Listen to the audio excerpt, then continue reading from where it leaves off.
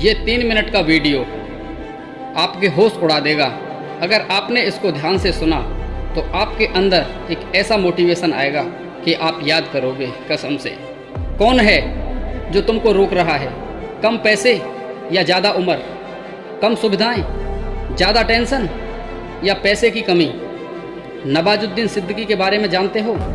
उनके पास भी पैसे नहीं थे।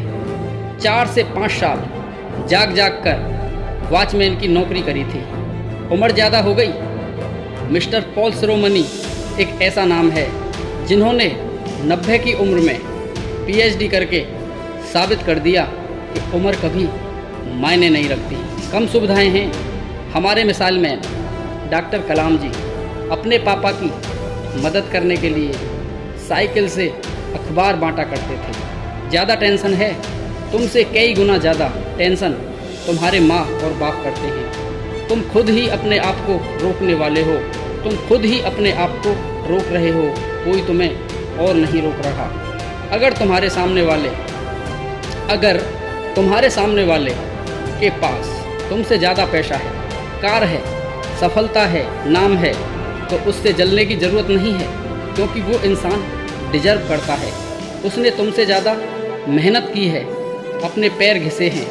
जब तुम टाइम पास कर रहे थे तब वो बंदा टाइम इन्वेस्ट कर रहा था। जब तुम पैसा उड़ा रहे थे तब वो बंदा पैसा कमाने का तरीका ढूंढ रहा था। जब तुम नौकरी ढूंढ रहे थे तब वो बंदा हजारों नौकरी पैदा करने की सोच रहा था।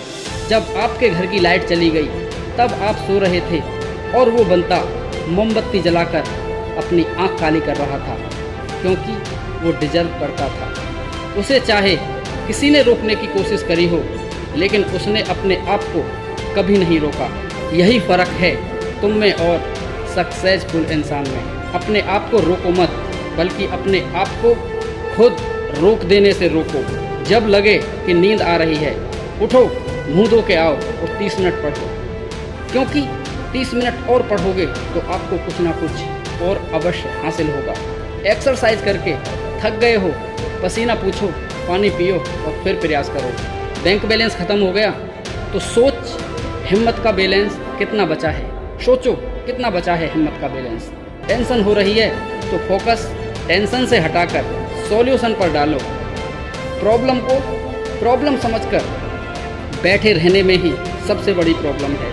अगर डिसीजन लेना है तो प्रॉब्लम को प्रॉब्लम नहीं, लाइफ का एक टर्निंग पॉइंट समझो। बचपन में सबने बोला था कि बूंद बूंद से घड़ा बढ़ता है, लेकिन किसी ने भरने की कोशिश नहीं की। बचपन से सबने सिखाया था कि अधजल गगरी छलकत जाए आधे घड़े, और यानी कि कहने का मतलब है कि आधे भरे हुए घड़े से पानी ज़्यादा छलकता है। हमने थोड़ा सा क्या सीख लिया, ये मान बैठे हमने सब कुछ सीख लिया। पूरा सीखने की कभी कोशिश ही नहीं की। बचपन में सबने सीखा कि आलसी आदमी कुछ नहीं सीख सकता, तो करेगा क्या? आपको दुनिया में कुछ नया करने के लिए ब्रांड न्यू की ज़रूरत नहीं है। अगर कुछ करना है तो पुराने को ही नए तरीके से करके दिखाओ। फ़र्क काम में नहीं, तरीके में होता है। फेल होने वाला स्टूडेंट भी वही बुक्स पढ़ता है, और जो स्टूडेंट टॉप करता है वही बुक वो भी पढ़ता है, लेकिन उनका टाइम टेबल और तरीका अलग होता है मेरे दोस्त सीखने से। इसलिए सीख और कुछ बड़ा कर। अपना नाम देश में ही नहीं बल्कि देश का नाम दुनिया में बड़ा कर। जय हिंद, जय भारत, वंदे मातरम। Thank you very much.